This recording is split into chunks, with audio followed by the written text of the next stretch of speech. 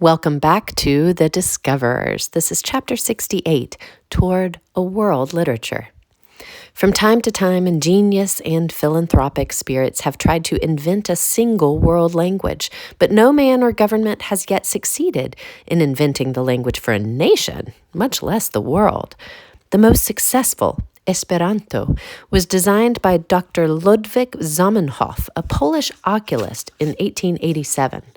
Aiming to provide a simple and rational second language for all people everywhere, he tried to make Esperanto easy to learn, regular in grammar and pronunciation. Almost a century after its invention, this most attractive of prefabricated languages has acquired only about 100,000 speakers dispersed over 83 countries. Yet even Esperanto was not entirely invented because its vocabulary is derived from European words and most are from the Romance languages. The meager success of artificial international languages simply attests to the mystery and vagrancy of language. The languages of the world, living and dead, number some 4,000. A world community of the spoken, written, and printed word would have to be accomplished by the arts of translation, which could make it possible for anyone, through his own vernacular, to discover the world's literature. In pre-literate communities, and still today, people of different language communities make themselves understood by gesture, facial expression, and tone of voice. And there's no satisfactory substitute for the living translator except to learn the language oneself. As we have seen, Columbus took along on his first voyage a man who could speak Arabic, and so, he hoped, could communicate with the Chinese emperor. In the world of manuscripts for centuries, the arts of translation had helped readers cross the language barrier.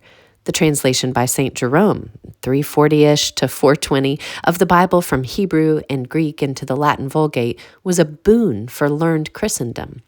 Translations of Plato, Aristotle, Galen, Dioscorides, and Ptolemy, and of Arabic manuscripts of mathematics, astronomy, and medicine entered the texture of Western thought. The printed book further widened the access of learned readers to the literature of distant times and places. Before the end of the 15th century, at least 20 works from the Arabic were printed in Europe in Latin translations. While the rise of vernacular languages was narrowing the vision of literary classes to works in their own national language, printed books were offering them new opportunities to become cosmopolitan. When Francis I made the French of Paris the nation's official language, at the same time he personally paid for translating the classics into French, and classical culture became accessible to Frenchmen who could not read Greek or Latin.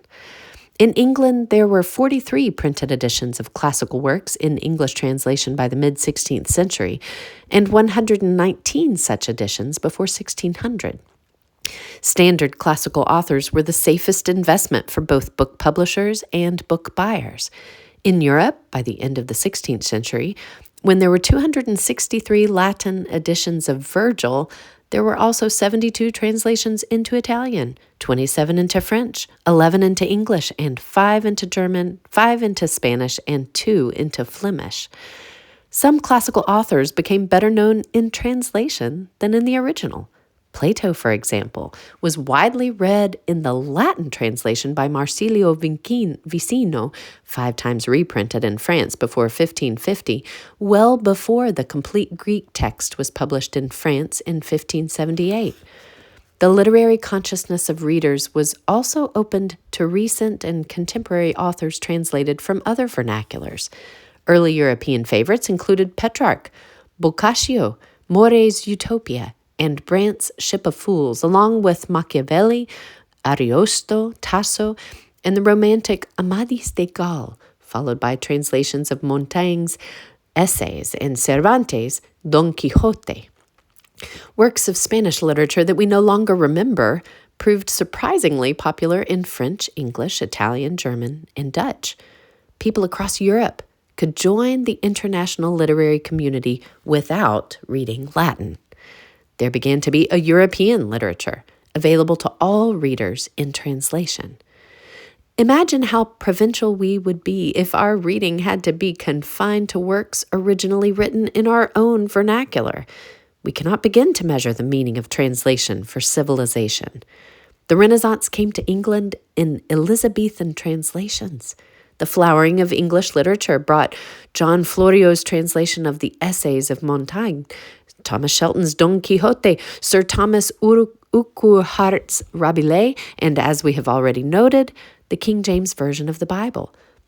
18th century Englishmen could read Sir William Jones's scholarly translations from Arabic, Hindi, and Persian, which distant Americans promptly included in the congressional library of their new republic.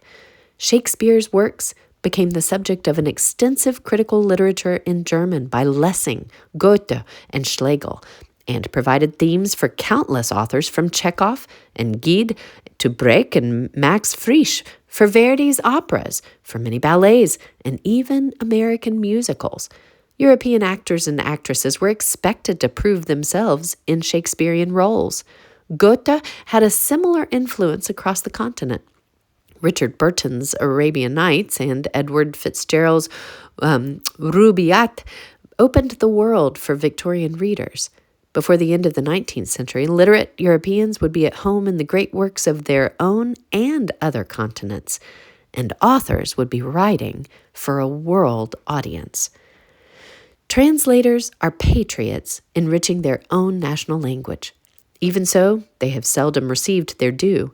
They have too often been dismissed by their beneficiaries with the Latin proverb, traductore traditore. A translator is a traitor. Some men of letters, with masochistic conceit, have even gloried in the untranslatability of the best works. Quote, "Poetry cannot be translated," observed Dr. Johnson, "and therefore it is the poets that preserve the language." End of quote. Or another, quote, "If the translator is a good poet," complained the Irish poet George Moore, "he substitutes his verse for that of the original. I don't want his verse. I want the original. If he is a bad poet, he gives us bad verse, which is intolerable." End of quote. Or, as Chaim Bialik puts it more charitably, quote, "Reading poetry in translation is like kissing a woman through a veil." End of quote. When translators were not condemned, they were often ignored, and so have become the forgotten men and women of letters. The indispensable messengers of a common culture, they take on themselves a linguistic task more complex than that of the original writer, the problem of adjusting the literal and the literary. We could do worse than define a classic of world literature as a work that has had its greatest influence in translation. And this ends part 1 of chapter 68.